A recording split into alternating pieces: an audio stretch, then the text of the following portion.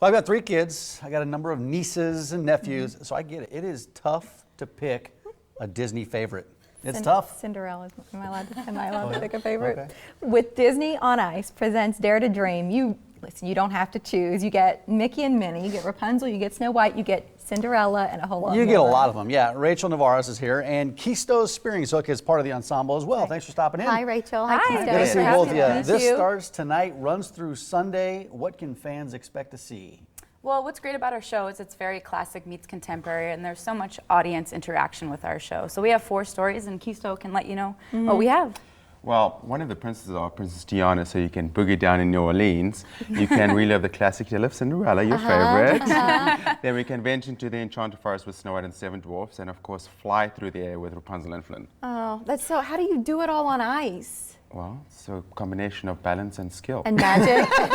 Lots of Disney Yeah, I had to magic. learn how to A lot skate of Disney first. magic. That's what I was Exactly. looking for, Rachel. So what are your roles, your be 2 roles seen. in the show as we look at this? So I actually portray the evil stepsister from Cinderella, Anastasia, and I'm also in a lot of the ensemble numbers. And what about you, Keisha? I'm an ensemble skater, so I venture through all the stories, so you'll see me from beginning to end. Throughout. Yeah. How is it physically? Because this is the other part of it, sort of to sustain from beginning to end. When you're when you're that much a part of the show, you got to be exhausted by the end of it all. I mean, we were both competitive figure skaters for a long time, so we learned a lot through all of our years doing that, and we've applied that to our performance years. And I think you just learn to get in your rhythm and work hard throughout the week, and you have to enjoy what you're doing, and we both enjoy it so much. I don't want to give. I'm sorry. Go ahead, Keith. It's like when they said the show must go on, when the curtains open, Yeah. nothing else but to do is to perform. The kids are there smiling, beaming. Exactly. They're ready to go. Adrenaline's 100%, and Yes. there's no in between. I don't want to give away any Disney secrets here, but for some of those characters, as we're looking at them,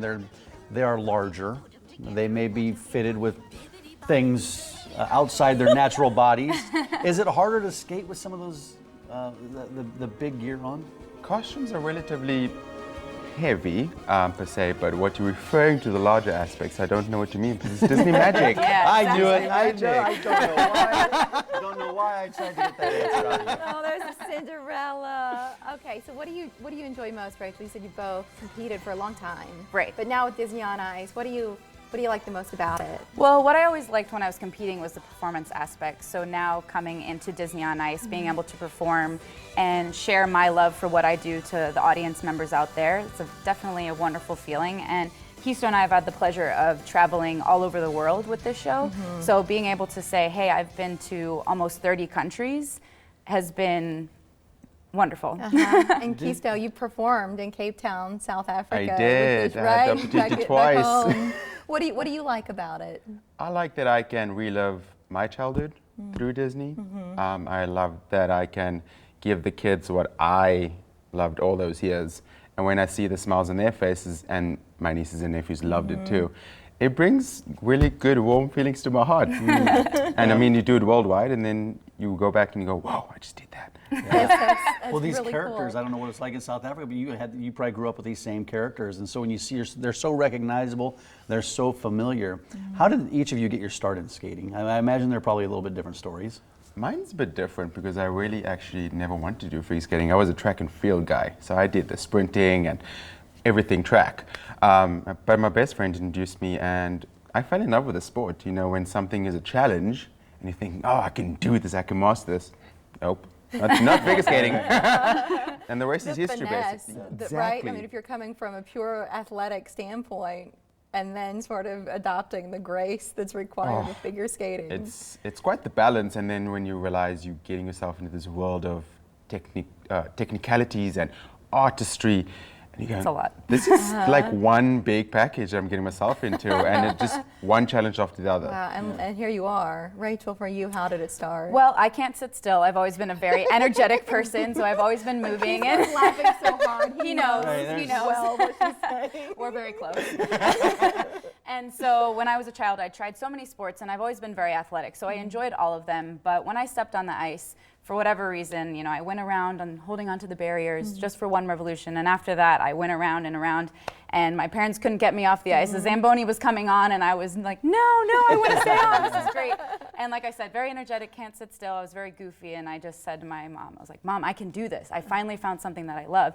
She was like, okay, Rachel, we'll see. So she was a little apprehensive, but she signed me up for lessons. I started when I was about 8.5, and it's been a wonderful journey ever since. And you've been all across the world, and Yeah. I'm sure you've inspired a lot of young people, a lot of kids who may, they after they see the show this weekend here in Omaha, they may say, hey, I want to be a professional skater.